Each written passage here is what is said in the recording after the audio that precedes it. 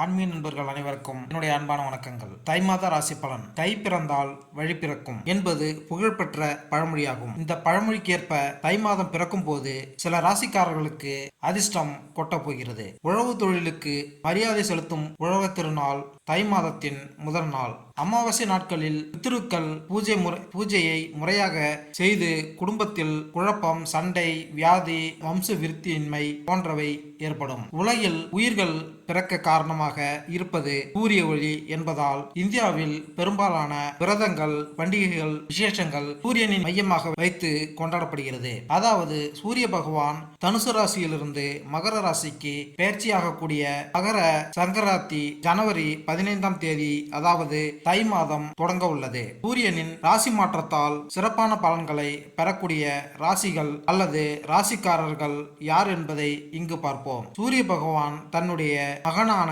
சனி பகவானின் வீடான மகர ராசியில் சஞ்சாரம் செய்ய உள்ளார். மகர சங்கராந்தியான தை மாதத்தின் 12 ராசிகளின் வாழ்க்கையிலும் சாதகமான தாக்கத்தினை ஏற்படுத்தும். கிரகங்களின் ராஜாவாகவும் ஆத்மகாரனான சூரிய பகவான் ஜனவரி 15ஆம் தேதி மதியம் 2:32 மணி அளவில் மகரத்தில் பேச்சுக்கு இடம்பெயர உள்ளார். அடுத்து எந்தெந்த ராசிக்காரர்களுக்கு அதிர்ஷ்டம் கிடைக்கும் என்பதை தெரிந்து கொள்வோம் வாருங்கள். தை பிறந்தால் வழிபிறக்கும் என்று கூறுவார்கள். இந்த நிலையில் தமிழர் திருநாளாம் பொங்கல் பண்டிகையை முன்னிட்டு 12 ராசிகளுக்கான பலன்களை இங்கு பார்ப்போம்.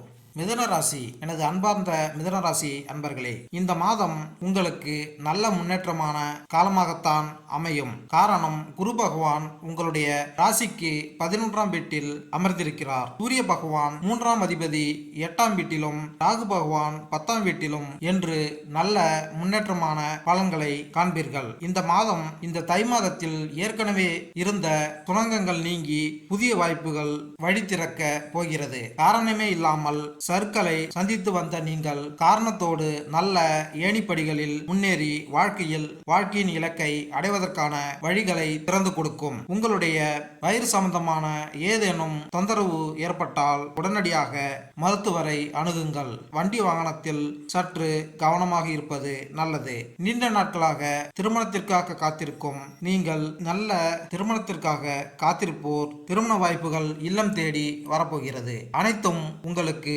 சுபமாக முடியும். மேலும் இந்த வீடியோ உங்களுக்கு பிடித்திருந்தால் லைக் பண்ணுங்க, கமெண்ட் பண்ணுங்க, மறக்காம சப்ஸ்கிரைப் பண்ணுங்க.